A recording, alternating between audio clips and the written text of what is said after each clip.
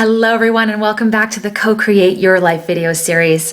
It's me, Beck, over here at BeckRobbins.com, and I'm going to give you another really fun, awesome tip today that you can use to close the gap between where you are and where you want to be. So for today's tip, I would love it if you could all just remember a time in probably your teenage years where you felt the experience of obsession.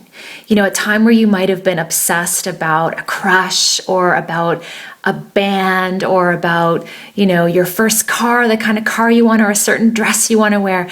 And remember back when we were teenagers, when we could just throw ourselves into obsession and seriously geek out about something and want to learn everything about it. Get all the magazines about that band, know all the facts about that guy that we have a crush on that plays on the football team. We really knew back then how to immerse ourselves in what we loved and what we, really yearned to connect with in our lives. And so this is the tip that I want you to walk away with today. What is it in your life that you really want that you haven't given yourself permission to geek out about? So is it something that's way in the future? Like, do you want to write a book, or do you want to have a number in your bank account, or do you want to meet that certain someone that you kind of are holding that card very close to your chest and you're not really allowing yourself to obsess about it? I mean, of course, in a healthy way, but obsess and geek out and learn and immerse yourself in the idea, in the reality, and the possibilities of that thing.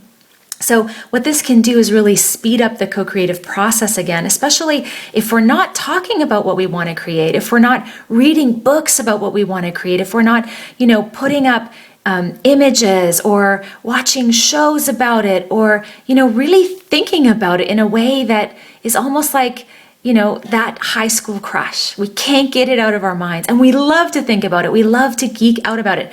I consider myself a huge geek about what I want to create. If I want to create something, I will read about it. I will read 10 books about it. I will look at pictures of it. I will talk to people about it. And that moves our attention in the direction of what we want to create. And remember, where our attention goes, divine creative energy flows. Okay, so that is the whole sort of theory about geeking out, is that it really channels our powerful creative attention towards that which we want to draw into our lives, and puts a lot of energy around it, and consequently brings a lot of things towards us. Resources, ideas, and people. So definitely play with that this week. I'd love to hear some ideas that you have about geeking out, about obsessing, in the comments below. And before you go, definitely subscribe to this channel if you haven't already. That will ensure that you get the hottest tips as soon as they get posted for you to get close to your desires this year. Thank you so much for watching, and I will see you at the next one.